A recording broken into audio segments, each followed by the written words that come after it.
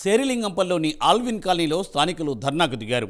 ఎల్లమ్మ కుంట చెరువు వల్ల డ్రైనేజీ దోమలతో తీవ్ర ఇబ్బందులు పడుతున్నామని స్థానికులు మండిపడుతున్నారు. అధికారులకు ఎన్నిసార్లు చెప్పినా పట్టించుకోవడం లేదని ఆగ్రహం వ్యక్తం చేస్తున్నారు. స్థానిక ఎమ్మెల్యే, కార్పొరేటర్ సైతం తమ సమస్యలు పట్టించుకోవడం లేదని అన్నారు. దుర్గంధం కారణంగా కాలనీలు ఖాళీ చేసి వెళ్లాల్సిన పరిస్థితి ఉందంటున్నారు స్థానికులు. Traffic jams traffic jams traffic jams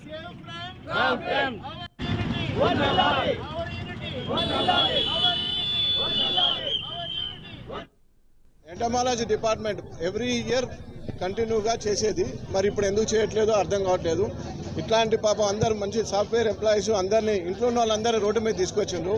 ఇప్పటికైనా ట్రాఫిక్ అయినా కంట్రోల్ చేసి ఇప్పటికైనా ఎంటమాలజీ డిపార్ట్మెంట్లో డే బై డే మస్కిటోస్ తీసుకొని జిహెచ్ఎంసీ కమిషనర్ కానీ వారు కానీ చొరవ తీసుకొని ఇప్పటికైనా ఇంతమంది ఇళ్లకి వెళ్ళి ఆ లేడీస్, మహిళలు, పిల్లలు అంతా above middle class software employees ఉన్నారు, అలా బిజినెస్ చేసుకుంటూ ఉన్నారు. ప్రతిరోజు పొద్దున్న లేస్తే ఈ స్మెల్ ఖాళీ రోడ్డు మీద పోతేనే తట్టుకోలేం. ఇక్కడ ఉండే వాళ్ళు ఏ విధంగా భరించాలి? మేము ముందుండి దీన్ని ఏ విధంగా జాగ్రత్తగా తీసుకుపోయి కంటిన్యూటీ చేసుకుంటూ మేము మెయిన్ రోడ్లో ధర్నాకైనా సిద్ధంగా ఉంటాం.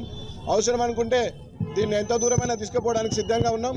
కాబట్టి ఇప్పటికైనా ఎంటమాలజీ డిపార్ట్మెంట్, మున్సిపాలిటీ వారు డే బై డే స్మోకింగ్ చేయండి.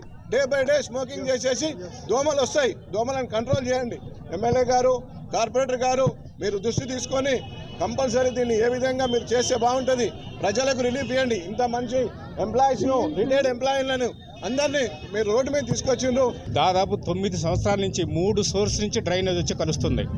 ఈ డ్రైనేజ్ కలవకుండా డైవర్షన్ చేయమని చెప్పి ఎంతో కొట్లాడిన తర్వాత లాస్ట్ ఇయర్ 23లో డిసెంబర్లో మన ఎమ్మెల్యే గారు వచ్చి కొబ్బరికాయ కొట్టి స్టార్ట్ చేశారు.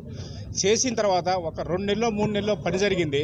3 నెలల తర్వాత డబ్బులు ఇవ్వటం లేదు మున్సిపాలిటీ వాళ్ళు అని చెప్పి కాంట్రాక్టర్ పని బంద్ చేశాడు.